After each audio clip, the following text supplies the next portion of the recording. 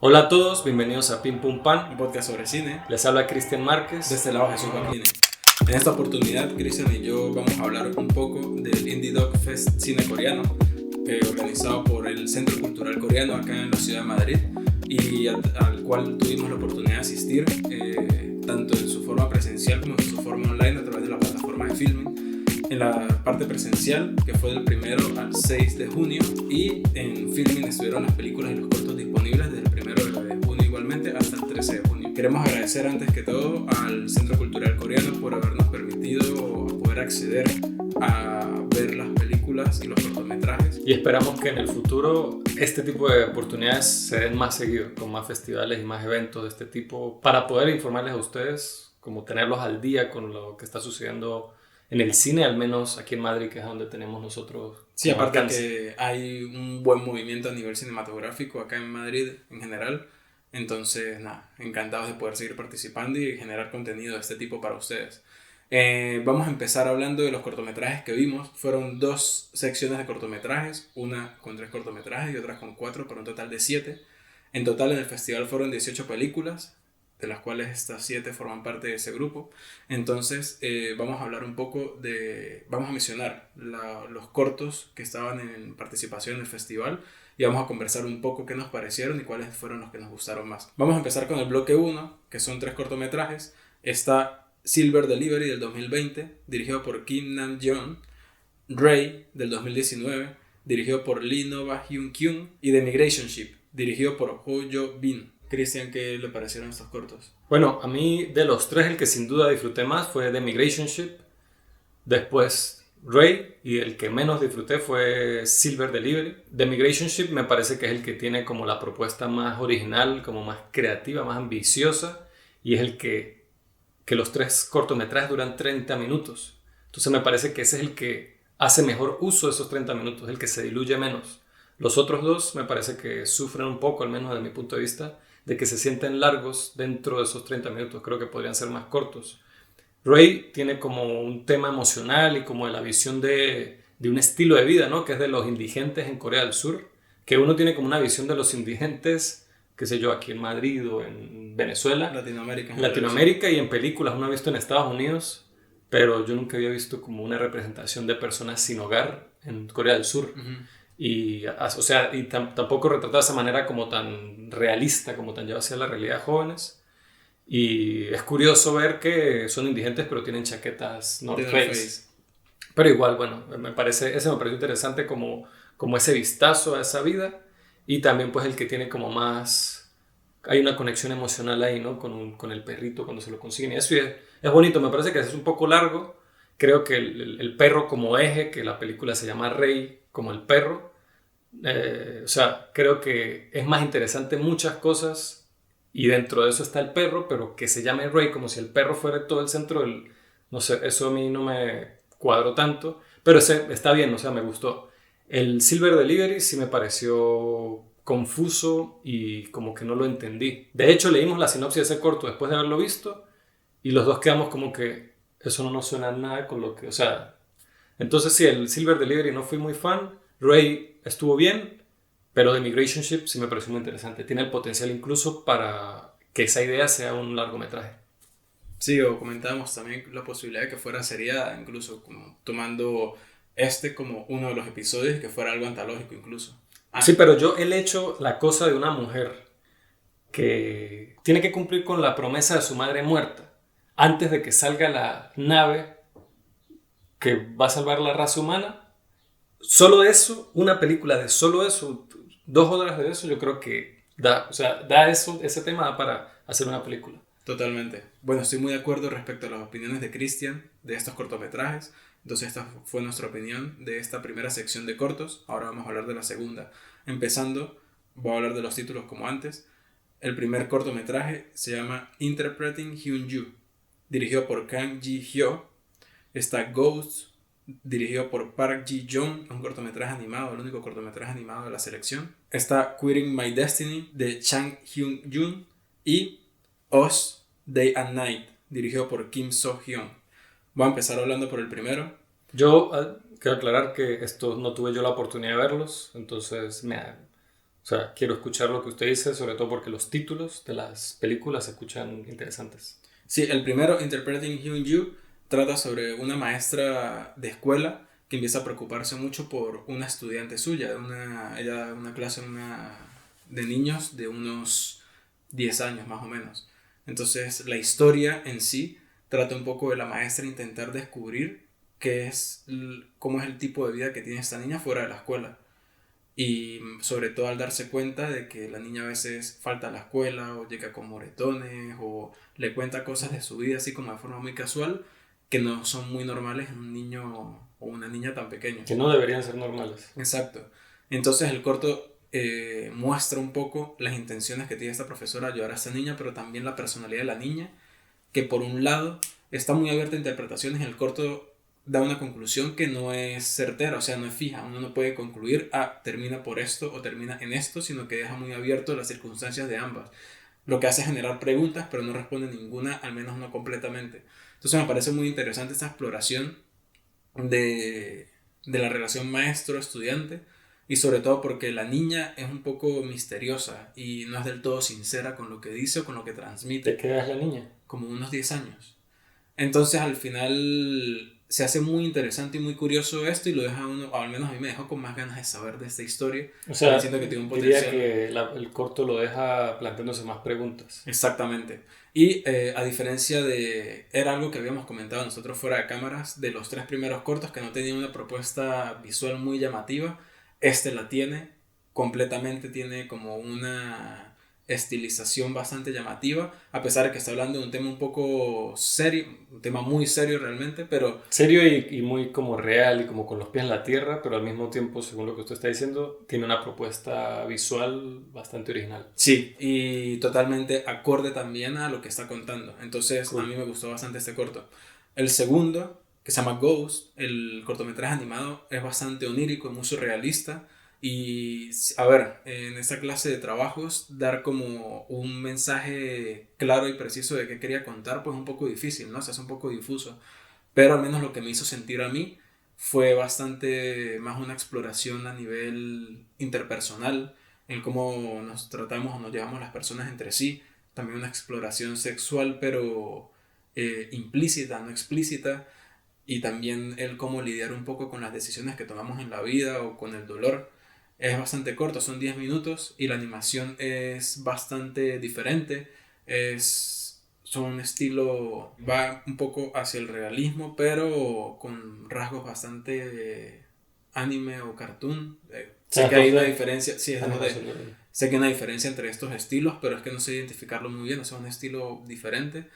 Y también el estilo de animación es muy surreal. Entonces vamos pasando de planos, vamos pasando entre planos muy diferentes entre sí, en ambientes muy diferentes entre sí también.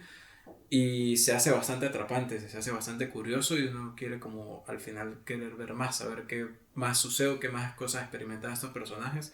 Así que en general me gustó bastante. Hacia el final es de estos cortos que realmente al uno no terminar de descifrarlos completamente puede hacerse un poco frustrante, pero en general yo lo disfruté y ahorita que lo recuerdo siento que me deja una buena sensación y me gustaría volverlo a ver qué otras cosas logro interpretar del mismo. Pero en general me gustó bastante. El siguiente corto, Quitting My Destiny, dirigido por Chang Hyun-jun. No sé muy bien cómo tomarme el tono del corto porque obviamente hay una comedia explícita en él, pero yo no sé si es que yo particularmente no entiendo del todo ese tipo de comedia o es que simplemente tal vez no estuvo tan bien lograda porque nos muestra la historia de un joven y está todo ambientado como si fuera una época feudal y es como un guerrero de artes marciales que se va a enfrentar contra una guerrera de artes marciales y es como hay una voz en off como narrando un poco como la mitología de que antes habían guerreros que luchaban con espadas y tal. Y luego saltamos como al presente, pero ese mismo personaje está con su papá, que a la vez es su maestro. Entonces hay como ciertas conversaciones en tono de broma. El papá le reprocha que él no es capaz de llamar una espada legendaria, pero cuando él sale del edificio él la llama, como si lo hubiese hecho cada día de su vida hasta el momento. Entonces es como... Hay cierta comedia así extraña en el corto y la historia realmente, o sea, la narrativa de la historia empieza cuando él le dice a su papá que él quiere ir a la universidad. Entonces luego vemos a este muchacho que se supone que es un guerrero de artes marciales yendo a la universidad, conociendo a una chica, se empieza a enamorar de la chica.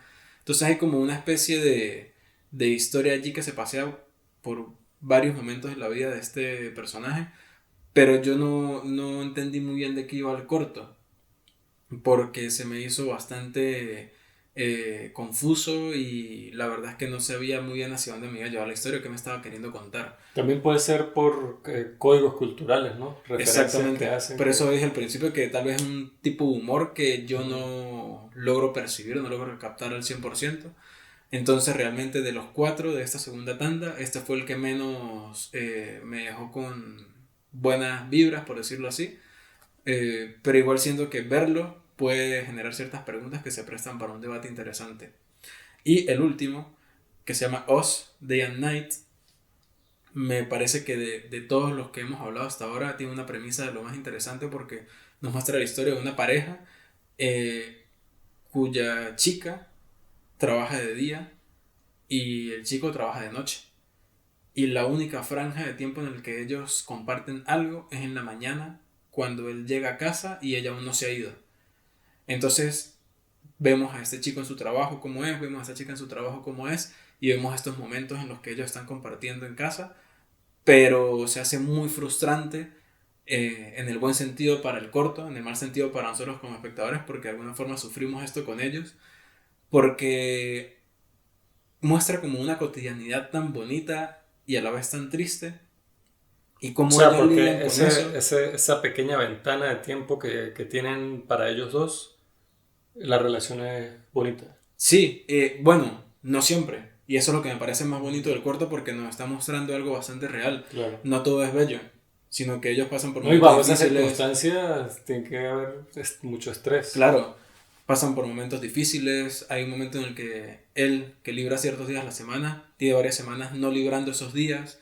Entonces hay como ciertos conflictos también implícitos en conversaciones de ellos que se hacen bastante más potenciados por el hecho de que ellos no tienen mucho tiempo para compartir juntos. Y incluso llega un momento en el que uno sabe que ellos cada 24 horas pueden compartir una pequeña ventana de media hora o una hora de tiempo, pero llega un punto en el corto en el que vemos la fachada del edificio y arriba hay como una pasarela o un puente por donde pasan peatones sobre alguna avenida y él está fumando, se ve que está amaneciendo y él ve que ella sale del edificio y él se voltea para que ella no lo vea y espera que se vaya y ahí sí sigue fumando y luego entra a la casa. O sea, hay momentos en los que uno dice qué fuerte, o sea, muy duro este corto y en la conclusión que llega me gustó mucho, me gustó bastante y creo que de Diría, toda la selección de cortos, creo que este fue el que más me gustó. yo le iba a hacer esa pregunta. ¿Cuál de todos le parece listo? Esto fue la selección de cortometrajes del Indie Dog Fest Cine Coreano. Ahora vamos a proceder a hablar de un par de películas que vimos Un de la par de selección. películas que no las vimos todas, no nos dio chance, pero cada uno vio, nos repartimos un poco las películas y cada uno vio una. Yo vi Moving On de Dan V-Jun, directora, y es su primera película, ¿no? Y a ver, yo leí la premisa que ya se me hizo algo familiar, ¿no? Una familia que está compuesta por el padre y sus dos hijos, una hija adolescente y un hijo pequeño. La madre no está, no aparece en, bueno, sí aparece en la película más adelante, pero la familia está compuesta, como la dinámica familiar mayoritaria de la película es el padre y sus dos hijos, y la película empieza con un plano que me gusta mucho de la niña como con su mochila mirando una cocina vacía, que usted ve que tiene las gavetas abiertas y está todo vacío, y está simplemente así como mirando y de repente entra el padre como todo apurado, hey, ya te estamos esperando, nos tenemos que ir. Entonces uno entiende visualmente una vez que ella literalmente está viendo, despidiéndose de su casa, de alguna manera, el sitio donde vivió, mudándose a uno nuevo. Entonces se mudan a este nuevo sitio que es la casa del abuelo. Es como una casa más, no sé si es correcto decir típica casa coreana, pero es como una casa más como tradicional asiática, de esas con los pisos de madera que tienen las puerticas que se abren.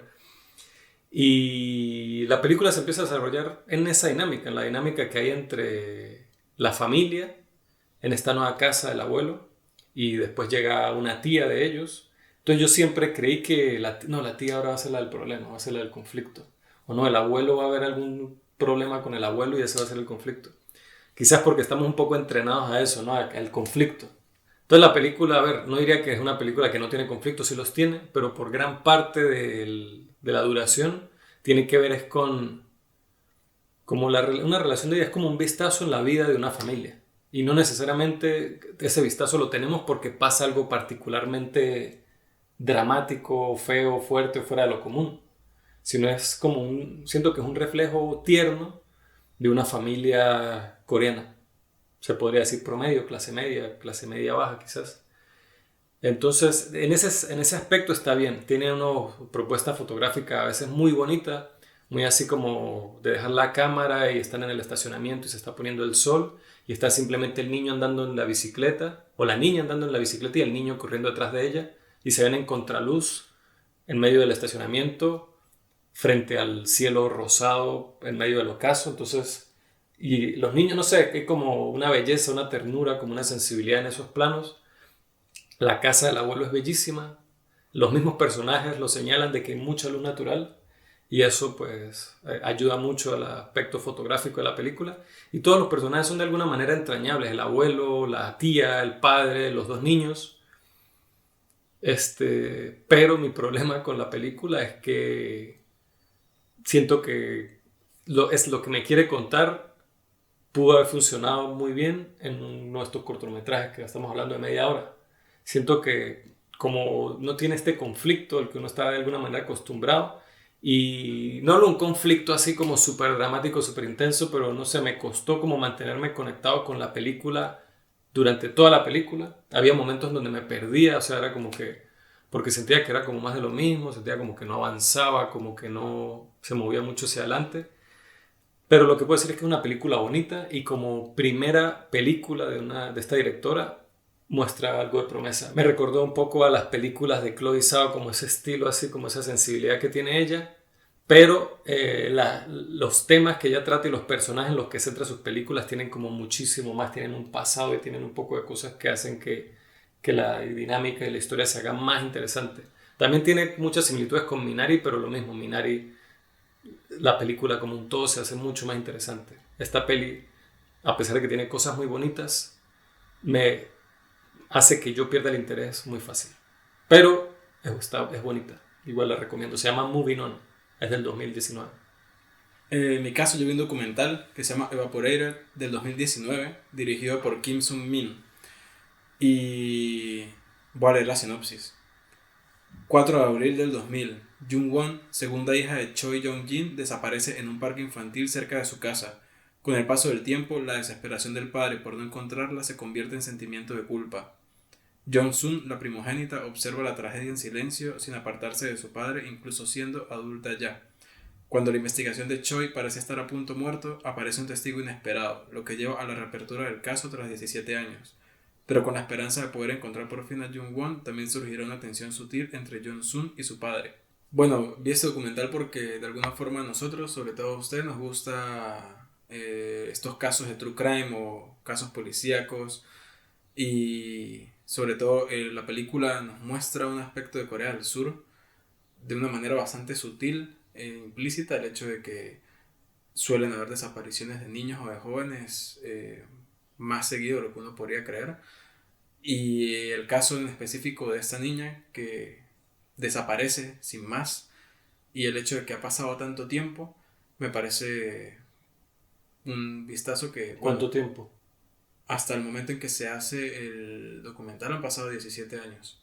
Y la niña desapareció cuando tenía 6. Entonces, la forma en cómo está retratado el caso me parece bastante especial, porque casi todo lo vemos desde la perspectiva del padre y cómo él prácticamente o sea, su vida se frenó en ese momento, claro. Y él todavía sigue viviendo en el 4 de abril del 2000. Sí. Cuando, bueno, sus otras hijas, y la mamá de estas hijas, que allá no la vemos, básicamente, ellas vemos las interacciones con ella y eso, pero ella no está.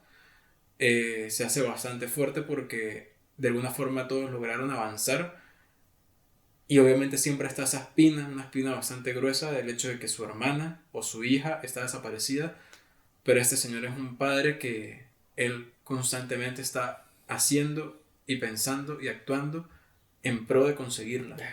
Y lo peor es eso, no saber. Exacto. O sea, es horrible enterarse de que murió o algo así, pero al menos uno sabe. Hay una parte en el documental en la que una de las hijas dice que muchas personas no lo entienden. Muchas personas no entienden que sería más fácil lidiar con la pérdida, pero teniendo la certeza que simplemente estar a la deriva. Porque saben que al menos su papá, porque se preocupan mucho por su papá, él al menos podría descansar o él podría volver a pensar en él. Imagínese si cuando alguien, un familiar, normalmente en algunos casos, ¿no? Muere un familiar por causas naturales mayor, siempre recomiendan a la familia inmediata como ver, cuando se hace el velorio, ver a la persona fallecida. Porque eso es como que psicológicamente da como un cierre a eso. Dice, bueno, y es como cuando usted puede moverse hacia adelante. En cambio, este señor, lo que usted dijo, sigue en ese día. Qué triste. Exacto. Y bueno, algo curioso es que tras mucho tiempo el caso sigue abierto, ¿no? O sea, o se reabre, pero Eso pasa mucho. lo En remiten Estados a Unidos hay muchos casos así.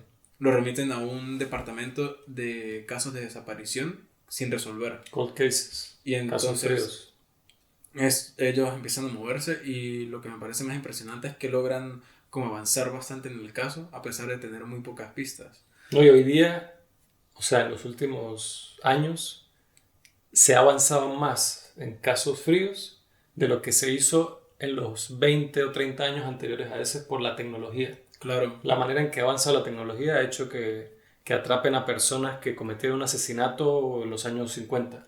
Y el papá es alguien muy inteligente. Él todo el tiempo está proponiendo ideas o cosas que se agarran de esto. Él dice, bueno, a estas alturas tal vez el registro de huellas dactilares está más avanzado. Obvio. Aún tengo el cuaderno de mi hija de dibujos. Pueden hacer algo con eso, ¿no? Entonces el caso empieza a moverse. Y el documental en sí, yo siento que se me extendió un poco más de lo que tal vez podría haber sido, pero lo entiendo porque de alguna forma es un reflejo de la extensión que ha tenido este señor en su vida, de la pérdida de su hija y de toda esta constante búsqueda. Entonces yo me puse a pensar mientras lo veía, este es un documental de 2 horas, que se siente de 2 horas, pesado, ahora que se sienten 17 años de este señor buscando Sí. a su hija. Entonces ese Qué triste. aspecto es dual. Siento que en un punto me llegó a empezar a cansar algo, pero me hizo reflexionar sobre este paso del tiempo. Entonces siento que fue muy acertado en ese aspecto. Y también tiene una propuesta de dirección que deja mucho respirar a los personajes. En este caso, bueno, personajes reales, ¿no? A las hijas de este señor, al señor, a las personas que los rodean, a los investigadores.